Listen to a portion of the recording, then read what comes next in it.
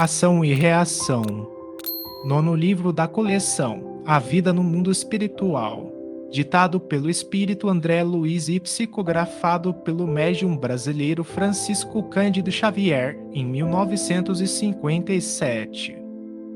Capítulo 19. Sanções e auxílios. Depois do entendimento com os internados, o instrutor Bruso aqueceu em dispensar-nos alguns minutos de conversação educativa. Explanara brilhantemente sobre o problema das provas na experiência terrestre. Alertara-nos quanto à necessária renovação mental nos padrões do bem, destacando a necessidade do estudo para a assimilação do conhecimento superior e do serviço ao próximo para a colheita de simpatia, sem os quais todos os caminhos da evolução surgem complicados e difíceis de ser transitados. Junto dele, enquanto prelecionava, fora colocada a singular escultura, uma estátua notável reproduzindo o corpo humano, transparente aos nossos olhos, a qual apenas faltava o sopro espiritual para revelar-se viva. Patenteavam-se ali, à nossa visão, todos os órgãos e apetrechos do carro físico, sob a proteção do sistema nervoso e do sistema sanguíneo. O coração, à maneira de um grande pássaro no ninho das artérias enrodilhadas na árvore dos pulmões. O fígado, a feição de um condensador vibrante. O estômago e os intestinos como digestores técnicos e os rins, quais aparelhos complexos de filtragem, convidavam-nos a profunda admiração. Contudo, nosso maior interesse concentrava-se no sistema endocrínico, no qual as glândulas se salientavam por figurações de luz.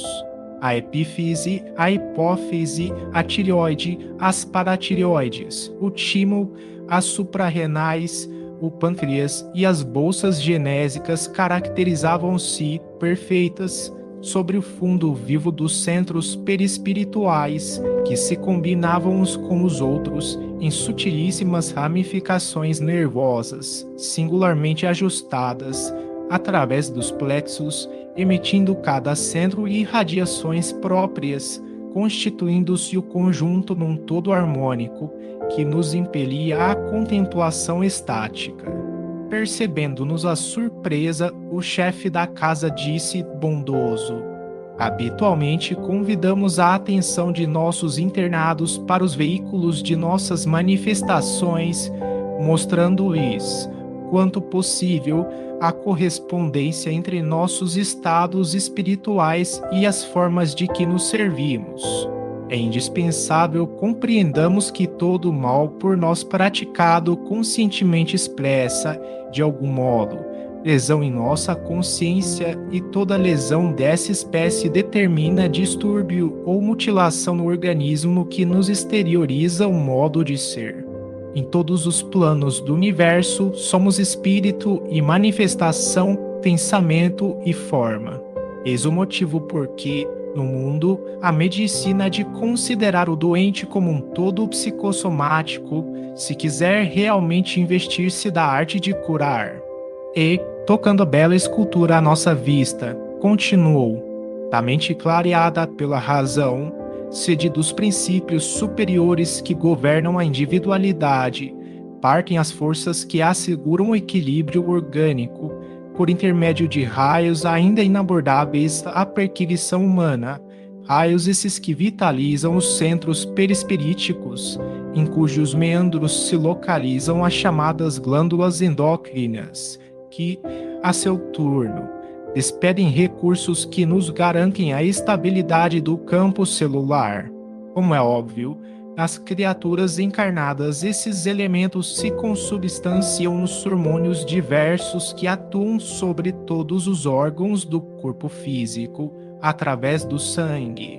O homem comum, que já conhece a tiroxina e a adrenalina, energias fabricadas pela tireoide e pelas suprarrenais, com influência decisiva no trabalho circulatório, nos nervos e nos músculos, não ignora que todas as demais glândulas de secreções internas produzem recursos que decidem sobre saúde, enfermidade, equilíbrio e desequilíbrio nos indivíduos encarnados. Ora, em substância, como é fácil de ver, todos os estados acidentais das formas de que nos utilizamos no espaço e no tempo dependem, assim, do comando mental que nos é próprio. É por isso que a justiça, sendo instituto fundamental de ordem na criação, começa invariavelmente em nós mesmos, em toda e qualquer ocasião que lhe defraudemos os princípios. A evolução para Deus pode ser comparada a uma viagem divina. O bem constitui sinal de passagem livre para os cimos da vida superior, enquanto que o mal significa sentença de interdição, constrangendo-nos a paradas mais ou menos difíceis de reajuste. Aproveitando breve pausa, Hilário observou: é admirável o trabalho educativo em andamento nas zonas inferiores, com vistas à reencarnação. Inegavelmente, respondeu o instrutor. É preciso informar a todos os nossos irmãos, em vias de retorno ao círculo dos homens, que o corpo carnal, com as tarefas que lhe são consequentes, vale por verdadeiro prêmio da bondade divina, que é necessário valorizar. Aqui, nas esferas purgatoriais, contamos com verdadeiras multidões de criaturas desencarnadas que procedem do mundo em deploráveis crises alucinatórias após malversarem os bens da vida humana. Muitas, por infelicidade da própria ignorância, não puderam acomodar-se a qualquer tipo de concepção religiosa. Entretanto, bilhões de pessoas, longe do respeito pela fé maternal que as esclarecia dos compromissos esposados perante Deus, entregavam-se conscientemente à crueldade mental, cavando ruína e amargura para si mesmas, porque o mal infligido a outrem era sempre mal que amontoavam sobre as suas cabeças. É assim que, desentrançadas da matéria densa a que aportam, batidas pelo remorso e pelo arrependimento, padecendo frustrações lamentáveis, quando não estacionam por tempo mais ou menos longo em furnas expiatórias, nas quais, presas de antigos adversários ou de velhos comparsas do vício, sofrem tristes alterações em seus centros de força a se lhes expressarem na mente por desequilíbrios funestos. Depois de acolhidas em nosso pouso de amor, refazem-se a pouco e pouco. A reencarnação retificadora, isto é, a internação na carne em condições penosas, surge por alternativa inevitável. Será preciso renascer suportando os obstáculos tremendos, oriundos da desarmonia perispirítica criada por nós mesmos. Ainda assim, quanto possível, antes do novo berço entre os homens, é imprescindível melhorar as contas. Daí o motivo por que instituições qual a nossa funcionam em vários campos das regiões inferiores que, na velha teologia, equivalem a regiões infernais. O que, porém, existe de fato é o imenso umbral situado entre a terra e o céu, dolorosa região de sombras, erguida e cultivada pela mente humana, em geral rebelde e ociosa, desairada e enfermiça. Os companheiros desencarnados que despertam devagarinho para a responsabilidade de viver, encarando face a face o imperativo do renascimento difícil no mundo, passam a trabalhar aqui laboriosamente, vencendo óbices terríveis e superando tempestades de toda a sorte para a conquista dos méritos que descuraram durante a permanência no corpo, de modo a implantarem o próprio espírito os valores morais de que não prescindem para a sustentação de novas e abençoadas lutas no plano material.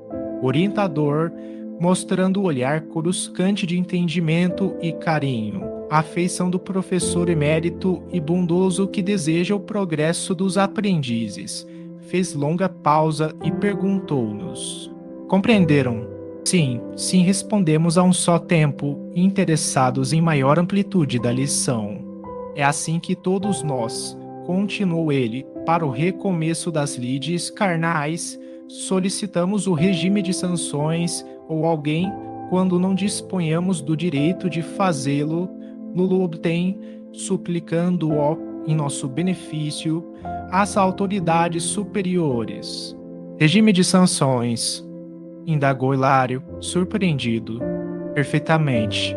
Não nos reportamos aqui às medidas de natureza moral, pelas quais enfrentamos compreensivelmente na família consanguínea uma intimidade da luta, a reaproximação com os espíritos de que sejamos devedores de paciência e ternura, tolerância e sacrifício, na solução de certas dívidas que nos obscurecem a senda, mas sim a providências retificantes, depois de muitas quedas reiteradas nos mesmos deslizes e deserções, que imploramos em favor de nós e em nós mesmos, quais sejam as deficiências congeniais com que ressurgimos no berço físico. Aqueles que por vezes diversas perderam vastas oportunidades de trabalho na terra, pela ingestão sistemática de elementos corrosivos, como sejam o álcool e outros venenos das forças orgânicas, tanto quanto os inveterados cultores da gula quase sempre atravessam as águas da morte como suicidas indiretos e, despertando para a obra de reajuste que lhes é indispensável, imploram o regresso à carne em corpos desde a infância inclinados à estenose do piloro, à ulceração gástrica, ao desequilíbrio do pâncreas, à colite e às múltiplas enfermidades do intestino que lhes impõem torturas sistemáticas, embora suportáveis, no decurso da existência inteira.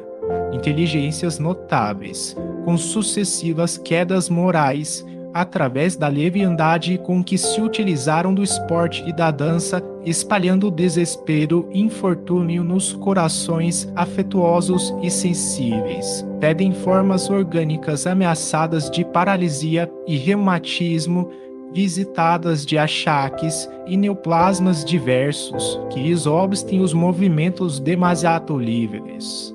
Companheiros que, em muitas circunstâncias, se deixaram envenenar pelos olhos e pelos ouvidos, comprometendo-se em vasta rede de criminalidade, através da calúnia e da maledicência, imploram veículos fisiológicos castigados por deficiências auditivas e visuais que lhes impeçam recidivas desastrosas. Intelectuais e artistas que despedem sagrados recursos do espírito na perversão dos sentimentos humanos, por intermédio da criação de imagens menos dignas, cogam aparelhos cerebrais com inibições graves e dolorosas para que, nas reflexões de temporário ostracismo, possam desenvolver as esquecidas qualidades do coração.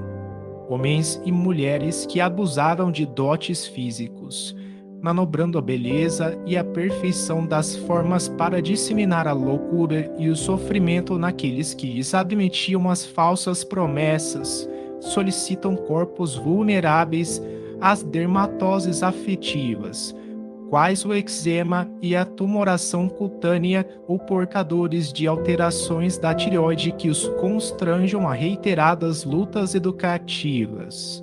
Grandes faladores que escarneceram da divina missão do Verbo, conturbando multidões ou enlouquecendo almas desprevenidas, suplicam doenças das cordas vocais para que, atravessando afonias periódicas, desistam de tumultuar os espíritos por intermédio da palavra brilhante.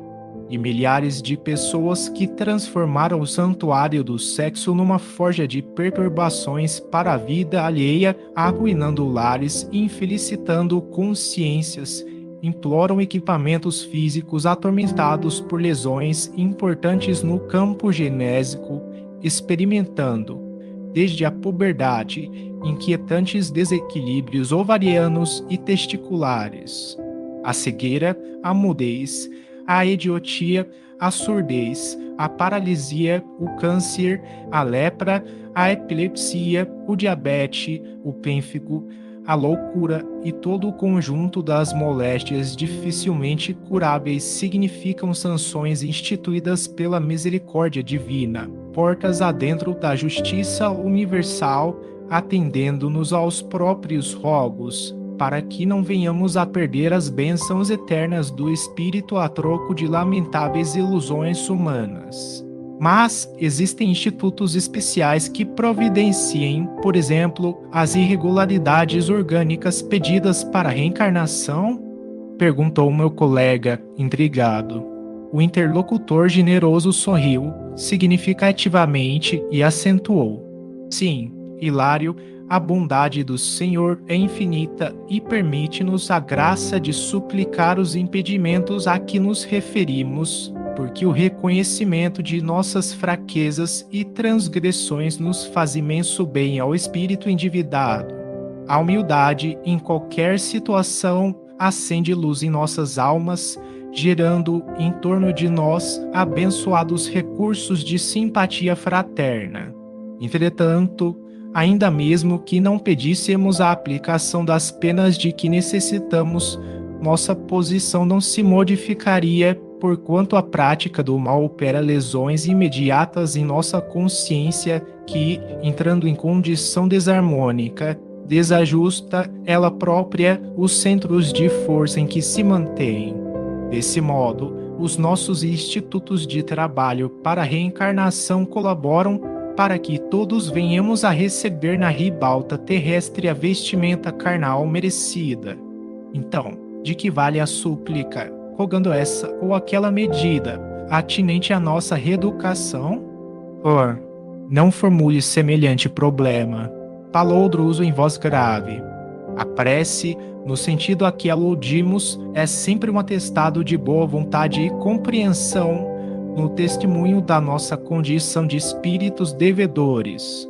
Sem dúvida, não poderá modificar o curso das leis, diante das quais nos fazemos réus sujeitos a penas múltiplas, mas renova-nos o modo de ser, valendo não só como abençoada plantação de solidariedade em nosso benefício, mas também como vacina contra a reincidência no mal. Além disso, a prece faculta-nos a aproximação com os grandes benfeitores que nos presidem os passos, auxiliando-nos à organização de novo roteiro para a caminhada segura. Meu companheiro guardou, reverente, a anotação e considerou: caro instrutor, depreendemos da elucidação que, ao nos reencarnarmos, conduzimos conosco os remanescentes de nossas faltas, que nos partilham o renascimento, a máquina fisiológica, como raízes congeniais dos males que nós mesmos plantamos. Perfeitamente, assentou o mentor amigo, nossas disposições para com essa ou aquela enfermidade no corpo terrestre representam zonas de atração magnética que dizem de nossas dívidas diante das leis eternas, exteriorizando-nos as deficiências do espírito. Druso meditou alguns instantes, como se estivesse ponderando no íntimo a gravidade do assunto, e apreciou: nossas assertivas não excluem, de certo, a necessidade da asepsia e da higiene, da medicação e do cuidado preciso no tratamento dos enfermos de qualquer procedência.